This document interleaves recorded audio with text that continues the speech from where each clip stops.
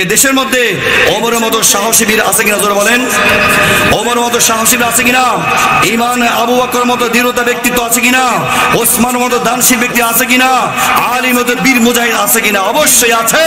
তবে আগামী ভবিষ্যতে ইসলামের বিরুদ্ধে যদি কোনো ব্যক্তি অবস্থান নিয়েছেন, আলেমদের বিরুদ্ধে কোনো ব্যক্তি অবস্থান নিয়েছেন, নবীর সাথে দুশমন ইজ্জত নিয়ে যদি হেলাখেলা করেছেন, অবশ্যই বাংলার তাওহীদ জনতা, ইমাম মুয়াজ্জিন মুসলিম তাওহীদ জনতা, উলামায়ে কেরাম কোশ্চেন কালো থাকবে না। বাংলাদেশের ফ্যাসিবাদী সরকারকে যেইভাবে বাংলার জমিন থেকে আবাবিল পাখি দিয়ে উৎখাত করেছে, আগামী ভবিষ্যতে ইনশাআল্লাহ এইভাবে সমস্ত মুসলিম জাহান এক হয়ে তাওহীদি জনতা এক হয়ে ওই বাতিল সরকারের এই দেশ থেকে তাড়াতে বাধ্য করবে। কথা বলেন ঠিক কিনা?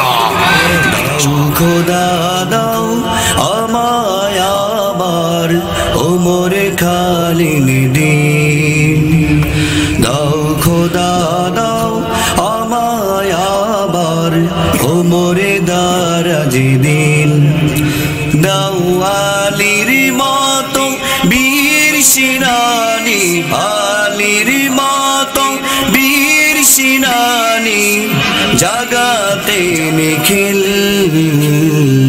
দাও খোদা দাও আমায় আবার ওমর দারাজ দিন। আল্লাহর রাহে কথা বলবেন।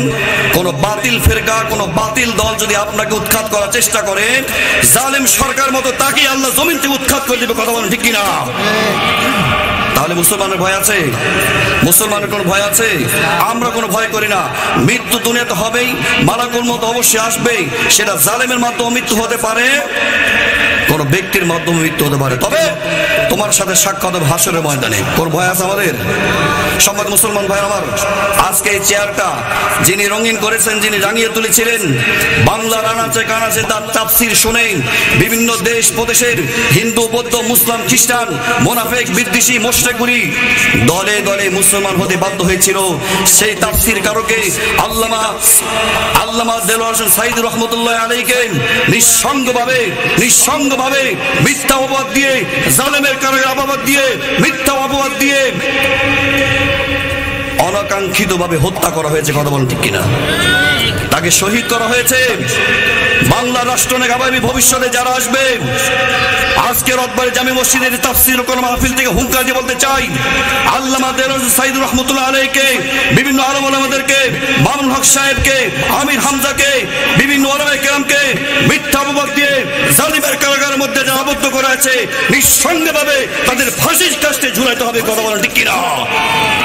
সম্মানিত মুসলমান ভাই আমার, আল্লাহ পাক রব্বুল আলামিন সদা সর্বদা মুসলমান একই কথা বলবে। আমরা কোনো চালাবাজকে দেখতে চাই না, আমরা কোনো হুঙ্কার দেখতে চাই না, আমরা কোনো ধমকি মামলা কোনো কিছুর আশা করি না। আমরা চাই পূর্ব আকাশ থেকে সোনার সূর্য উদিত হবে, সেই সোনালী সূর্য আমাদেরকে ইসলামী রাষ্ট্র তৌফিক, আমাদেরকে ইসলামী রাষ্ট্রের সুব্যবস্থাপনা আমাদের কাছে ব্যবস্থা করে দিবে। কথা বলেন ঠিক কিনা? আমরা চাই না কোনো দাঙ্গা, আমরা চাই না কোনো হামলা, আমরা চাই সবাই একে হাত দিয়ে মুষ্টিবদ্ধ হয়ে মুহাম্মদের উম্মত হয়ে বাতিলের বিরুদ্ধে আমরণ লড়াই করে যাব। কথা বলেন ঠিক কিনা? আল্লাহ পাক রব্বুল আলামিন শুধু বলে নাই ইবলিস মরদুদ শয়তান থেকে আশ্রয় প্রার্থনা চাওয়ার জন্য, আল্লাহ তাআলা বলে নাই যখন কোনো ওয়াসওয়াসা আসবে, শয়তানি কোনো ওয়াসওয়াসা আসবে, আল্লাহ পাক রব্বুল আলামিন কোরআনকে যদি প্রশ্ন করেন, কোরআন রে কোন কথার মাধ্যমে, কোন দোয়ার মাধ্যমে আমি শয়তান থেকে, খারাপ মানুষ থেকে আশ্রয় পাবো, কোরআনকে যদি প্রশ্ন করেন, স্বাভাবিক সাথে সাথে আল্লাহ পাক রব্বুল আলামিন জবাব দিয়ে দিবেন। কোরআন জানায় দিলেন যারা সূরা নাস পড়েন, আবার সাথে ঠোঁট মিলাই পড়েন, সওয়াব পেয়ে যাবেন। কুল আউযু বিরাব্বিন নাস মালিকিন নাস ইলাহিন নাস মিন শাররিল ওয়াসওয়াসিল খান্নাস আল্লাযী ইউওয়াসওয়িসু ফি সুদুরিন নাস মিনাল জিন্নাতি ওয়ান নাস। জোরে বলুন আল্লাহু আকবার। রব্বুল আলামিন জানায় দেন যে কোন মুহূর্তে আমি আল্লাহ পাক রব্বুল আলামিন তোমাকে সব কিছু নিয়ামত দিলাম। বান্দারা, এত সুন্দর নাজ নিয়ামত দেওয়ার ব্যবস্থা করে দিলাম, এত সুন্দর রঙ্গমঞ্চ পৃথিবীর ব্যবস্থা করে দিলাম। আল্লাহ পাক রব্বুল আলামিন জানায় দিলেন, সারা পৃথিবীর মধ্যে আমি আল্লাহ পাক রব্বুল আলামিন যা কিছু দিয়েছি এর চাইতে কোনো কিছু দেওয়ার মতো কারো কোনো ক্ষমতা নাই। আল্লাহ পাক রব্বুল আলামিন কোরআন কারিমে তেলাওয়াত আল্লাহ তাআলা আয়াত নাযিল করে দিলেন। কি আয়াত? তোমার কোনো অস্তিত্বই ছিল না, তুমি ছিলেন মৃত, মায়ের গর্ভের মধ্যেও কিন্তু তোমার অস্তিত্বই ছিল না। রব্বুল আলামিন কোরআনুল কারিমের মধ্যে জানায় দিলেন, কি জানায় দিলেন শোনেন, কাইফা তাকফুরুনা বিল্লাহি ওয়া কুনতুম আমওয়াতা ফাআহইয়াকুম সুম্মা ইউমীতুকুম সুম্মা ইউহয়ীকুম সুম্মা ইলাইহি তুরজাউন। হে বান্দারা, কেমন করে রবের সাথে কুফরি করো? নামাজের হুকুম দেওয়া হয়েছে, নামাজের সাথে সম্পর্ক নাই। আল্লাহর সাথে তার গোলামি করার জন্য হুকুম দেওয়া হয়েছে, আল্লাহর গোলামি করার জন্য। আল্লাহর সাথে গোলামি করা, আল্লাহর গোলামি করার জন্য হুকুম করা হয়েছে, তার সাথে সম্পর্ক নাই। রব্বুল আলামিন জানায় দিলেন, শুধু নামাজ পড়লা, যাকাত আদায় করলা, হজ করলা, দান সদকা করলা, পাক্কা ইমানদার হবা তাও কিন্তু না। মানুষ সাথে সদ্য ভালো ব্যবহার করা, মানুষ সাথে সুন্দর আচরণ অবস্থায়, সাবলীল ভাষায়, সুন্দর ভাষায় কথা বলা একমাত্র আমার আল্লাহ তাআলার নির্দেশ, আমার নবীর আদর্শ। কথা বলেন ঠিক কিনা? ইতিহাসের মধ্যে পাওয়া যায় নবীর আদর্শ ছিল, নবীর আদর্শের কারণেই একজন কাফের বেঈমান মুশরিক মুনাফিকি পরিবর্তন করে দিয়ে, কাফের বেঈমানি পরিবর্তন করে দিয়ে, জুলুমের শিকার তো বন্ধ করে দিয়ে আমার নবীর পরশ হাতে হাত দিয়ে একমাত্র পাক্কা একজন ইমানদার হয়েছে। কথা কোন ঠিক কিনা? মুসলমান ভাইয়ের আমার, আর কয়েকদিন পরে রমজান। রমজান কিন্তু শুধু অনাহার থাকার একটি মাস নয়, শুধু খালি পেটে থাকলাম, রোজা আদায় করলাম, রোজা হয়ে গেল তাও না। রমজানটা হচ্ছে কিন্তু একমাত্র দিন ইসলাম প্রচার করে একটি মাস। রমজান হচ্ছে আল্লাহ রাস্তায় জিহাদ করার মাস। আল্লাহ পাক রব্বুল আলামিন পৃথিবীর মধ্যে সর্বপ্রথম যে জিহাদটা হয়েছিল সেটি হচ্ছে বদরের যুদ্ধ। এই বদরের যুদ্ধের মধ্যে রব্বুল আলামিন আমার আপনার নবী মুহাম্মদ সাল্লাল্লাহু আলাইহি সাল্লামকে কাফের বেঈমান মুশরিকরা যখন মক্কার জমিনে থাকতে দিল না, ধাক্কা মেরে যখন মদিনাতে হিজরত করার জন্য পাঠিয়ে দিলেন, আল্লাহ পাক রব্বুল আলামিনের সাহায্য অবশ্যই আছে। এই পৃথিবীর মধ্যে 1450 বছর পূর্বে নয়, আজ থেকে 13 সাল থেকে শুরু করে নিয়ে আল্লাহ পাক রব্বুল আলামিন যেই বছর রমজান, আগামীতে আমাদের রমজান আসতেছে, এই রমজান আসলে চেনা যাবে কে প্রকৃত মুসলমান আর কে প্রকৃত মুনাফিক। কথা কোন ঠিক কিনা? রমজান মাসে আল্লাহ পাক রব্বুল আলামিন আয়াত নাযিল করে দিন। কোন আয়াতটা? খুব সহজ, ইয়া আইয়ুহাল্লাযীনা আমানু কুতিবা আলাইকুমুস সিয়ামু কামা কুতিবা আলাল্লাযীনা মিন ক্বাবলিকুম লাআল্লাকুম তাত্তাকুন। জোরে বলি আল্লাহু আকবার। রব্বুল আলামিন যেই বছর, যেই সময়ে রোজাকে ফরজ করে দিলেন, ওই বছরেই বদরের যুদ্ধ সংঘটিত হয়েছে। আল্লাহ নবী সাল্লাল্লাহু আলাইহি সাল্লাম মক্কা থেকে মদিনায় 400 থেকে 500 কিলোমিটার দূরে, এমন সময় আবু জেহেল থেকে খবর আসলো যুদ্ধের দামামা বেজে গেছে। সাহাবায়ে কেরাম আয়াত নাযিল হওয়ার সাথে সাথে রোজা রাখা শুরু করে দিয়েছে। মুসলমান ভাইরা ভালো করে বুঝবেন, আল্লাহ পাক রব্বুল আলামিন জানায় দিলে, বান্দারে, যে বান্দা আমার দ্বীনের খাতিরে, আমার ইসলামের খাতিরে আমি রবকে সাহায্য করবে, আমি আল্লাহ পাক রব্বুল আলামিন দুনিয়ার সব কিছু চাইতে বান্দাকে সব কিছু রোগার ব্যবস্থা আমি আল্লাহ তাআলা করে দিব। দুনিয়ার ক্ষমতা যারা চাইবে, আখিরাতে তার জন্য কোনো অংশ থাকবে না। দুনিয়ার সম্মান ইজ্জতে যে আশা তামান্না করবে, আখিরাতে তার জন্য কোনো সম্মান ইজ্জত থাকবে না। দুনিয়াতে যারা মূল্য চাইবে, আখিরাতে তার জন্য কোনো মূল্য নাই। জবান খুলে বলেন ঠিক কিনা? সাহাবায়ে কেরাম আল্লাহ পাক রব্বুল আলামিনের কাছে জান্নাতের বিনিময়ে রক্ত দিয়ে, জীবন দিয়ে, মাল দিয়ে, দৌলত দিয়ে ইসলামের ঝান্ডাকে উত্তোলন করার জন্য সদা সর্বদা আমার নবীর দরবারে পড়ে থাকতেন। কথা ঠিক কিনা? সম্মানিত মুসলমান ভাইয়ের আমার, আর আমরা মুসলমান, আমরা কি আসলে বাস্তবিক মুনাফিকের কাতারে আমরা আছি, নাকি প্রকৃত একজন ইমানদার মুসলমানের নওজওয়ানের খাতায় আমার নামটা আছে? আজকের বয়ানটা শুনে আপনি বুঝতে পারবেন। বদরের যুদ্ধ সংগঠিত হবার সাথে সাথে ওদিকে আবু জাহেল, উতবা, সাইবা, মক্কার সবচেয়ে বেশি কাফের বেঈমান মুশরিক গুলি লোহিতের সাগর ঘেঁষে ঘেঁষে 300 থেকে 450 মাইল অতিক্রম করে বদর প্রান্তে উপস্থিত হয়ে গিয়েছে। সাহাবায়ে কেরামকে নবীজি সাল্লাল্লাহু আলাইহি সাল্লাম বললেন, ও আমার সাহাবারা, তোমাদের তো ক্ষুধার্ত অবস্থায় হয়েছে, তোমাদের তো ক্ষুধার্ত অবস্থায় তোমরা রয়েছো। অনেকদিন যাবত নয়, 1 বছর অতিবাহিত হতে পারে নাই, এমন সময় যুদ্ধের দামামা বেজে গেছে। নবীজি সাল্লাল্লাহু আলাইহি সাল্লাম বললেন, ও আমার সাহাবারা, তোমরা কি জিহাদ করার জন্য প্রস্তুত আছো? সমস্ত সাহাবায়ে কেরাম লাব্বাইকে সাদাইকে ইয়া রাসূলুল্লাহ, আমরা সকলেই প্রস্তুত আছি আপনার সাথে কাফেরদের বিরুদ্ধে মোকাবেলা করার জন্য। সাহাবায়ে কেরামকে নবীজি সাল্লাল্লাহু আলাইহি সাল্লাম বললেন, ও আমার সাহাবারা, তোমরা তো ক্ষুধার্ত অবস্থায় রয়েছো। সাহাবায়ে কেরাম কি জবাব দিলেন? সাহাবায়ে কেরাম বললেন, ইয়া রাসূলুল্লাহ, ক্ষুধার্ত অবস্থায় থাকতে পারি, কিন্তু ঈমানের দিক দিয়ে আমরা কোনোদিন দুর্বল নই। সুবহানাল্লাহ। নবীজি সাল্লাল্লাহু আলাইহি সাল্লাম চোখের মধ্যে পানি চলে আসলো। হঠাৎ করে সমস্ত মানুষগুলি একত্রিত করা হলো। একত্রিত করার সাথে সাথে বদরের যুদ্ধে মানুষ সংখ্যা কিন্তু একেবারে কম ছিল। মুসলমান ভাইয়ের আমার, হঠাৎ করে নবীজি সাল্লাল্লাহু আলাইহি সাল্লামের চেহারার মধ্যে চিন্তার ভাব চলে আসছে। নবীজি সাল্লাল্লাহু আলাইহি সাল্লাম হঠাৎ করে সাহাবায়ে কেরামকে এভাবে বসে আছেন। 2 জন নাফরা গোত্রের 2টা সন্তান চলে আসতেছিল নবীজির দরবারে। 2টা সন্তানের নাম হলো মুআজ এবং মুআজ। জোরে বলেন কি নাম? মুআজ এবং মুআজ। এই 2টা অপ্রাপ্তবয়স্ক সন্তান, কোন প্রাপ্ত বয়স হয় নাই, অল্প বয়সের মধ্যে থেকে নবীজি সাল্লাল্লাহু আলাইহি সাল্লামকে সালাম দিলেন, ইয়া রাসূলুল্লাহ, শুনতে পেলাম কাফের বেঈমান মুশরিকগুলি ইসলামের বিরুদ্ধে লড়াই করার জন্য, আপনার মোকাবেলা করার জন্য আসতেছে। ইয়া রাসূলুল্লাহ, আরো শুনতে পেলাম বদরের যুদ্ধে নাকি জিহাদ করার মতো তেমন কোনো মানুষ সৈন্য সাহায্য আপনার পান নাই। ইয়া রাসূলুল্লাহ, আমরা 2টা ভাই আছি আপনার সঙ্গে সংযোগ হয়ে জিহাদ করার জন্য। বলেন তো দেখি, ছোট বাচ্চারা কি জিহাদ করা উপযুক্ত? আর যারা বলেন জিহাদ করা মনে কর কোনো উপযুক্ত নয়, তাদেরকে আল্লাহ সাল্লাল্লাহু আলাইহি সাল্লাম অ্যাকসেপ্ট করে নাই, গ্রহণ করে নাই। হঠাৎ করে নবীজি সাল্লাল্লাহু আলাইহি সাল্লাম বললেন, ও বাচ্চারা, তোমাদেরকে জিহাদ করার মতো অনুমতি দেওয়ার মতো আমার কোনো ক্ষমতা নাই। নবীজি সাল্লাল্লাহু আলাইহি সাল্লামের প্রশ্নের জবাব বললেন, ইয়া রাসূলুল্লাহ, আমরা ছোট হইতে পারি, কিন্তু আমাদের অনেক শক্তি ক্ষমতা আছে। কেমন দেখেন ঈমানের পাওয়ার।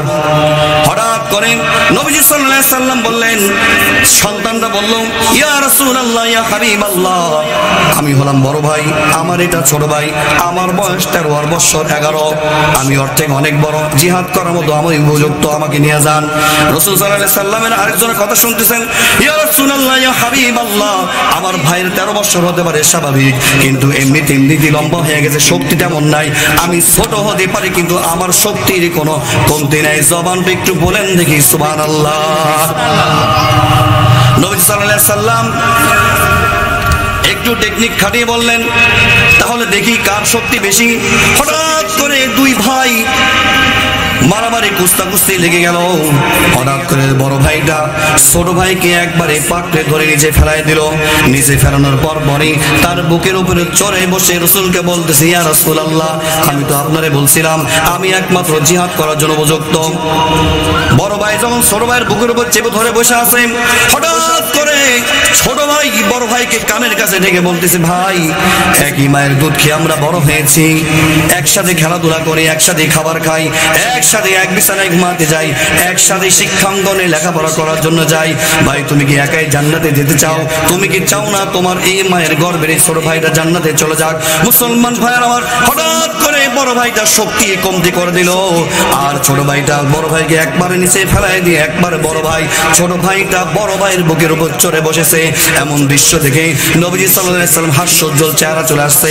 ইয়া রাসূলুল্লাহ, ইয়া হাবিবাল্লাহ, যেহেতু এক ভাই সর্বপ্রথম উপরে উঠে গেছে, আরেক ভাই তারপর উপরে উঠে গেছে, শক্তির পরীক্ষা আপনি করে নেন, অবশ্যই আমরা 2 জনেই জিহাদের জন্য প্রস্তুত রয়েছি। বয়স কি বেশি না অল্প? যারা বলেন বয়স বেশি না অল্প? বয়স কিন্তু একেবারে অল্প। একজনের বয়স 11, আরেকজনের বয়স 13।